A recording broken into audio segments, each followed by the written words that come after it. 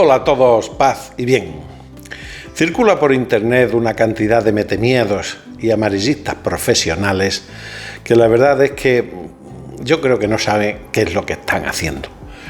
Muchos trasladan sus miedos y preocupaciones a los demás, buscando cómo protegerse ellos mismos, descargando su miedo, repartiéndolo entre los demás. O como dice un amigo mío, colgándole el mono a otros, el mono del miedo que llevan encima. Otros son profesionales del miedo, venden miedo, escándalos, rumores y vaticinios siniestros. Eso se vende bien, mientras más mejor. Al fin y al cabo, viven de ello. Han convertido el miedo y el escándalo en su negocio. Y otros, en fin, aún con muy buena voluntad, pues siguen metiéndole el miedo en el cuerpo a la gente con la amenaza de las guerras, las crisis económicas, las profecías, los vaticinios de los videntes, el aviso, la gran tribulación, el anticristo, el milagro, etcétera, etcétera, etcétera. Pues anda que no hay nada. Y eso no está bien. No hay que hacer del miedo un negocio. Y hay que tener mucho cuidado en las cosas que se dicen, porque muchas se deben decir. Pero hay que tener mucho cuidado si queremos ser de Dios y no del diablo. Así que hay que tener mucho cuidado con las cosas que vemos en internet. Hay que saber elegir contenidos, igual que las píldoras de colores de Morfeo en Matrix. Si eliges un contenido azul, te quedas dormido en la Matrix. Si lo eliges rojo, despiertas de la ilusión. Te conviertes en un despierto, en un compañero de la granja despierta.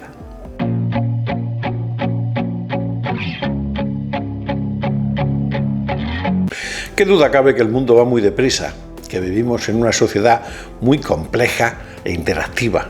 La era de Kali, o el Kali Yuga, la era del hierro, la era de la complejidad, según la filosofía sibaíta, en la que se vive muchas vidas en una era maravillosa para el despertar de las conciencias, según dicen los sibaítas, pero en la que la mayoría de los pobres hombres sobrepasados del siglo XXI se perderán irremediablemente en el laberinto del mundo y serán devorados por el Minotauro. Qué duda cabe que existen motivos para estar preocupados. La degeneración de las costumbres es terrible, de la moral y de la ética, y la apostasía y el alejamiento de Dios es cada vez más palpable, al menos en Occidente, aún en las personas que se confiesan religiosas e incluso en el clero. Hay además guerras en Europa y Oriente Medio, y rumores de guerra, y mucho más rumores de crisis económicas, catástrofes climáticas y de todo tipo, e incluso pandemias y amenazas de pandemias y de guerras atómicas. Casi nada. Pero con todo, lo que está sucediendo ahora no es nada si las comparamos con la peste negra, que fue una devastadora pandemia de peste bubónica en Europa en el año 1347. Se estima que la peste negra mató entre 75 y 200 millones de personas en Europa, Asia y África del Norte, lo que era prácticamente el 40% de la población europea de la época. Fue una de las pandemias más letales de la historia, no hubo familia que se salvara. Y sus consecuencias se sintieron durante siglos. Entonces también pensaban que había llegado el fin del mundo. ¿Y para qué pensar en las dos guerras mundiales últimas, en las que se vieron involucrados más de 100 países y murieron más de 100 millones de personas? Y tampoco fue el fin del mundo. ¿Cómo prepararse para la crisis que viene? Dicen. ¿Cómo salvar tus ahorros? Dicen. ¿Cómo hacerte rico con el ChatGPT? También he oído. ¿Cómo conseguir la libertad financiera? Estos vídeos funcionan por internet, con gran éxito, por cierto. Y sería muy interesante pensar, daros cuenta, sería muy interesante pensar cómo respondería Jesucristo, el más sabio de los hombres, a estas preguntas. Así es posible que respondiera, si alguien le pregunta, ¿cómo prepararse para la crisis que viene? Pues Jesús podría recordarnos que la verdadera preparación no está en lo material, sino en lo espiritual y en la comunidad. En el Sermón de la Montaña dijo, no os afanéis por vuestra vida, mirad las aves del cielo, vuestro Padre Celestial las alimenta. Aquí Jesús podría aconsejar que enfrentemos cualquier crisis con confianza en que nuestra vida y sustento está en sus manos, más que en las nuestras. Si el Señor no construye la casa, en vano se afana el albañil. Si el Señor no guarda la ciudad, en vano vigila el centinela. Otra pregunta sería, ¿cómo salvar tus ahorros? Jesús se enfocó en tesoros eternos en lugar de los terrenales. A menudo decía, no os hagáis tesoros en la tierra, donde la polilla y el orín corrompen, sino haceos tesoros en el cielo. En lugar de salvar los ahorros, podríamos entender que la riqueza espiritual y las buenas obras tienen más valor duradero que las riquezas materiales. Buscad primero el reino de Dios y su justicia, y todo lo demás se os dará por añadidura. Tened confianza, tened fe, un mínimo de fe, como un granito de mostaza. Poned más vuestra fe en Dios que en el Estado. ¿Cómo hacerte rico con el ChatGPT?, le preguntarían. Y él diría, pues probablemente animaría a reflexionar sobre la verdadera intención detrás de querer hacerse rico, recordándonos que no se puede servir a Dios y a las riquezas.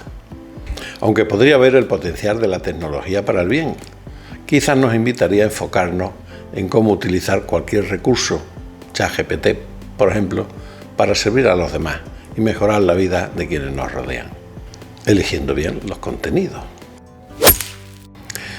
¿Y cómo conseguir la libertad financiera?, le preguntaría a alguien.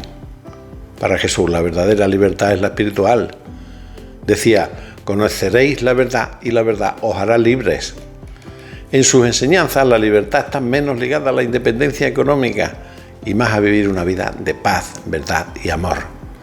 Jesús podría aconsejar que busquemos una libertad que trasciende la finanza, una que provenga de una relación sincera con Dios y una vida de propósito y servicio. Nos diría que no fuéramos como el rico insensato o el rico necio del Evangelio de Lucas, donde Jesús cuenta sobre un hombre cuya tierra produjo una gran cosecha.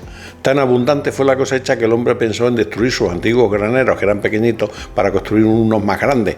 Y decía para él mismo, alma mía, tienes muchos bienes almacenados para muchos años, descansa, come, bebe y disfruta. Pero Dios le dice, necio, esta misma noche te pedirán el alma, y lo que has guardado, ¿de quién será?